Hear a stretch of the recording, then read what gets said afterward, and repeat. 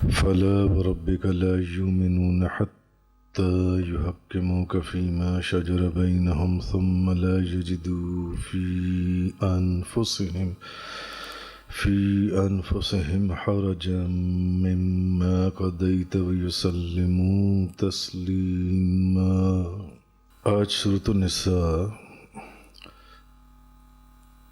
آیت نمبر 65 کا بیان۔ کل بات مکمل ہوئی تھی کہ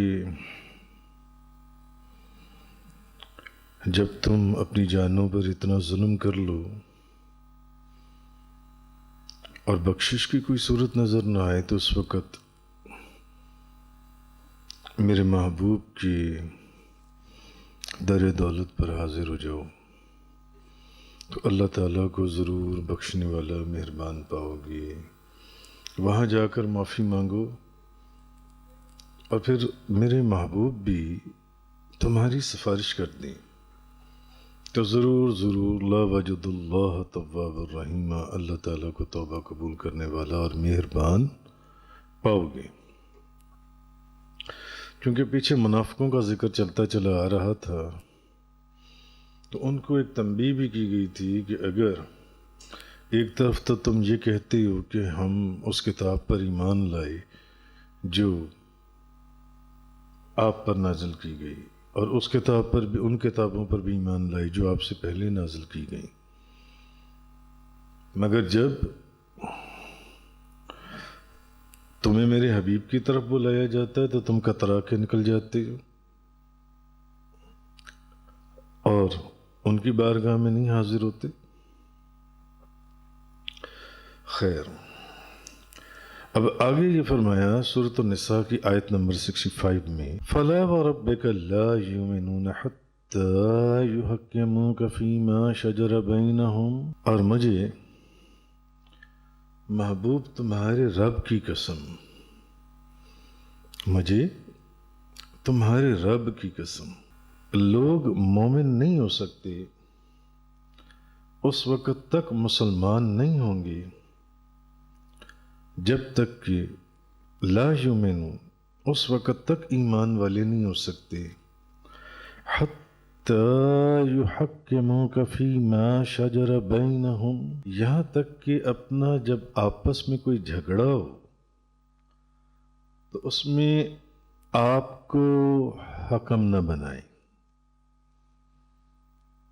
آپ کو حاکم نہ بنائیں، اس وقت تک یہ مومن نہیں ہو سکتے جب تک کہ اپنے ہر فیصلے کے اندر آپ کو حاکم نہ بنائیں۔ ہر جھگڑے کے اندر جب کوئی جھگڑا کھڑا ہو جائے، جیسے کل ایک مختلف آیات کی روشنی میں اس کی بات ہوئی تھی کہ جب وہ ایک منافق اور ایک یہودی کے اندر، یہودی تو یہودی تھا، منافق وہ تھا جس نے مسلمان کا روپ دھار رکھا تھا، مگر وہ کہہ رہا تھا کہ اس جھگڑے کا فیصلہ یہودیوں کے عالم کعب بن اشرف سے کروانا ہے، اور یہودی کہہ رہا تھا کہ اس جھگڑے کا فیصلہ جو ان سے آپ صلی اللہ علیہ وسلم سے کروانا ہے۔ تو فرمایا کہ محبوب آپ کے رب کی قسم، آپ کے رب کی قسم، پہلی بات تو یہ ہے کہ اس آیت مبارکہ کے اندر اللہ تعالیٰ نے یہ نہیں فرمایا کہ مجھے آدم علیہ السلام کے رب کی قسم، مجھے نوح علیہ السلام کے رب کی قسم، مجھے موسیٰ کے رب کی قسم، مجھے عیسیٰ کے رب کی قسم، مجھے ابراہیم کے رب کی قسم، مجھے اسماعیل کے رب کی قسم، مجھے زکریا علیہ السلام کے رب کی قسم، مجھے یحییٰ علیہ السلام کے رب کی قسم، مجھے ادریس علیہ السلام کے رب کی قسم، مجھے سلیمان علیہ السلام کے رب کی قسم، مجھے یعقوب علیہ السلام کے رب کی قسم، مجھے داؤد علیہ السلام کے رب کی قسم، مجھے ہارون علیہ السلام کے رب کی قسم۔ اللہ نے کیا فرمایا؟ محبوب مجھے آپ کے رب کی قسم، مجھے آپ کے رب کی قسم. اور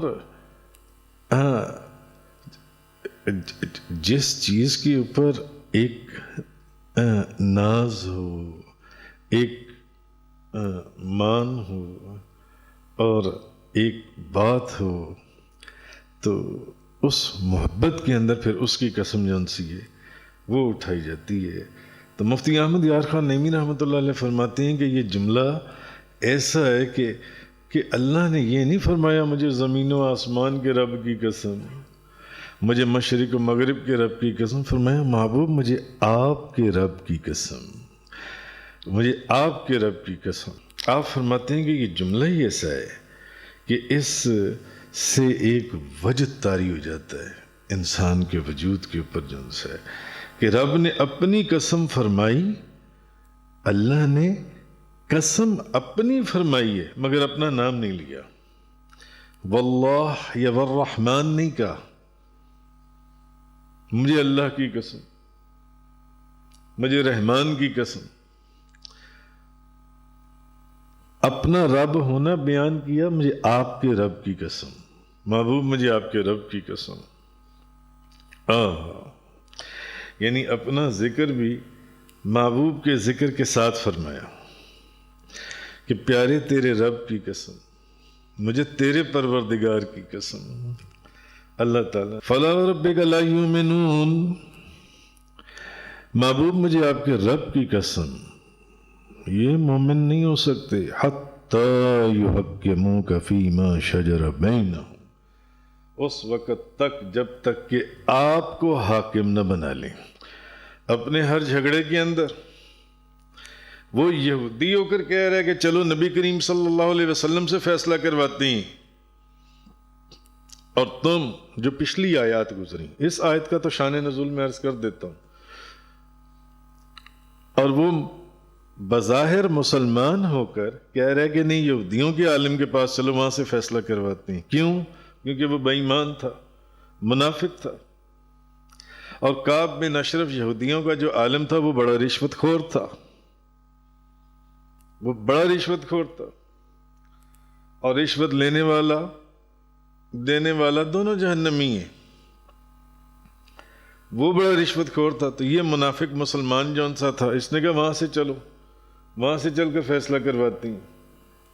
اور وہ جو یہودی تھا اس کو پتا تھا کہ وہ تو بک جاتا ہے، مگر مسلمانوں کی جو نبی ہیں، جو مسلمانوں کے پیشوا ہیں محمد صلی اللہ علیہ وسلم، وہ یہ نہیں دیکھیں گے کہ میں یہودی ہوں اور یہ مسلمان ہیں، وہ یہ دیکھیں گے کہ حق کا فیصلہ کیا ہے، حق کیا ہے اور سچ کیا ہے.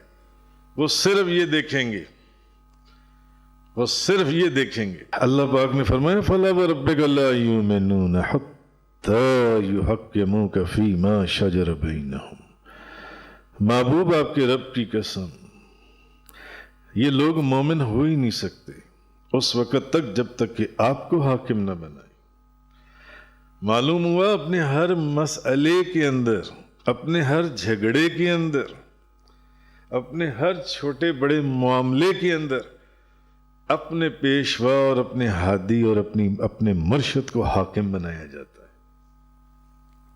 آپ فیصلہ کیجیے جو آپ فیصلہ فرمائیں گے.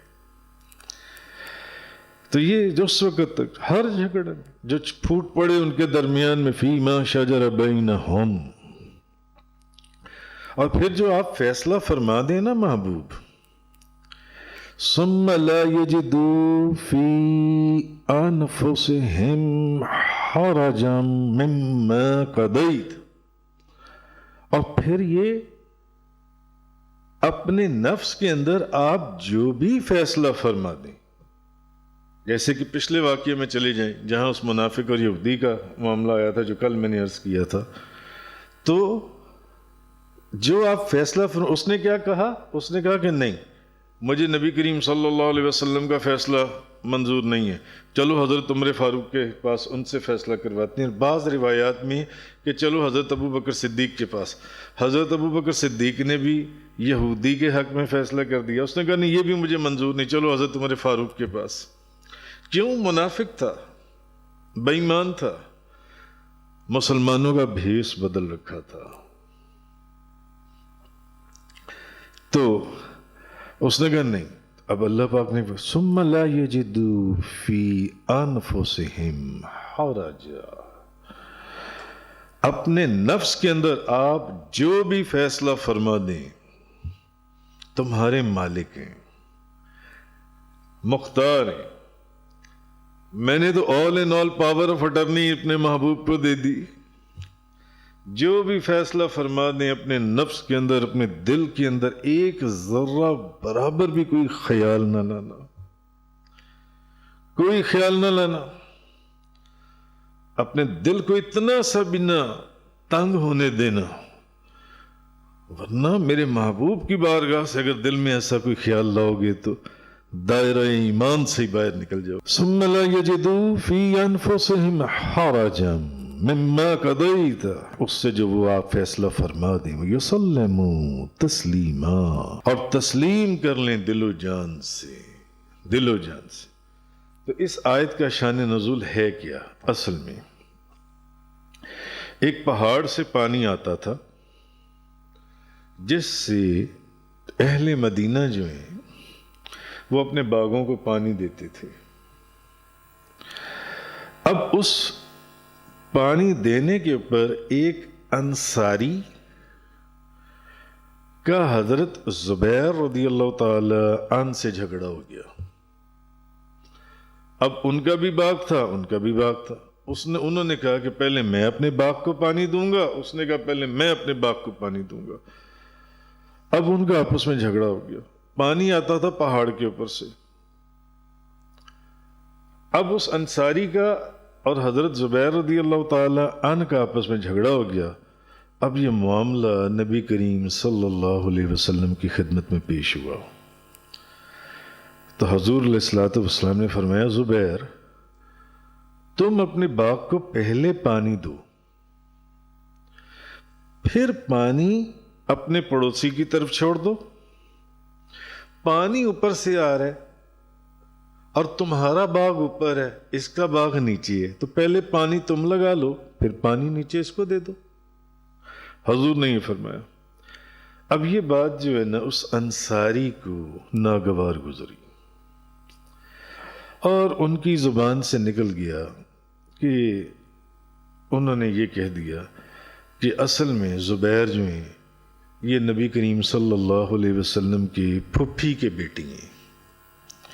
تو چونکہ وہ آپ کی پھپھی کے بیٹے ہیں اس لیے نبی کریم صلی اللہ علیہ وسلم نے ان کے حق میں یا ان کی رعایت زیادہ کی ہے، میری بنسبت ان کو زیادہ سپورٹ کی ہے کہ پہلے تم پانی لگا لو بعد میں نیچے. حالانکہ ان کا باغ اوپر تھا، پانی آ بھی اوپر سے ہی رہا ہے، تو حضور نے کہا پہلے تم لگا لو پھر نیچے والے کو پانی دے دو. تو ان کی زبان سے یہ کلمہ نکل گیا.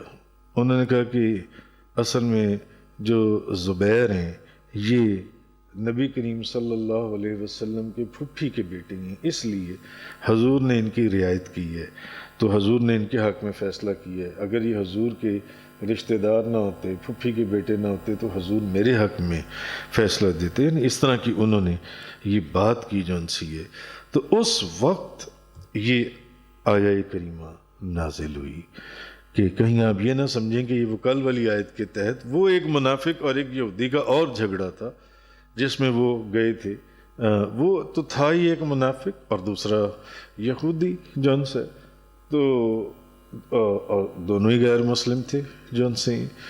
تو یہاں دونوں مسلمان تھے، دونوں کا آپس میں جھگڑا ہو گیا پانی دینے کے اوپر.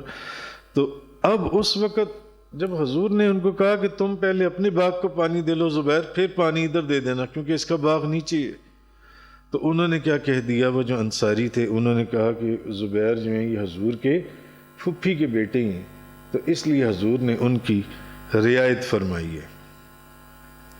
تو اس بات کے اوپر یہ آیہ کریمہ نازل. کسی کے دل میں بھی ابھی نئے نئے لوگ اسلام لا رہے تھے، لوگ آہستہ آہستہ مضبوط ہو رہے تھے، بس ان کی زبان سے بات نکل گئی، اللہ پاک نے نہیں چھوڑا، اللہ نے وہیں پکڑ لیا.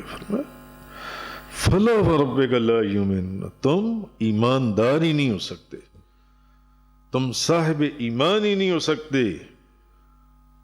ایک تو یہ کہ جب تک اپنے آپس کے جھگڑوں میں نبی کریم صلی اللہ علیہ وسلم کو حاکم نہ بناؤ، اور دوسرا یہ جب وہ کوئی فیصلہ کر دیں تو اپنے دل کے اندر ایک ذرے کا کروڑواں حصہ بھی اپنے دل کے اندر کوئی تنگی یا خیال نہ سوچنا، اور خوشی سے ثم لا یجدوا فی انفسہم حرجا مما قضیت ویسلموا تسلیما، تو وہ جو فیصلہ کر دیں اس کے متعلق اپنے دل میں کوئی خیال نہ سوچنا، اور اپنی آنکھوں کو وہ جو بھی فیصلہ فرمائے، اپنے دل کو، اپنی نگاہوں کو، اپنی سوچ کو، اپنے سر کو ان کے قدموں میں جھکا دینا۔ صدق اللہ تعالی وبلغ رسول اللہ صلی اللہ علیہ وسلم۔ تفسیر قرآن کا یہ لیکچر انگلش میں سننے کے لیے براہ کرم ڈسکرپشن میں موجود لنک پر کلک کریں۔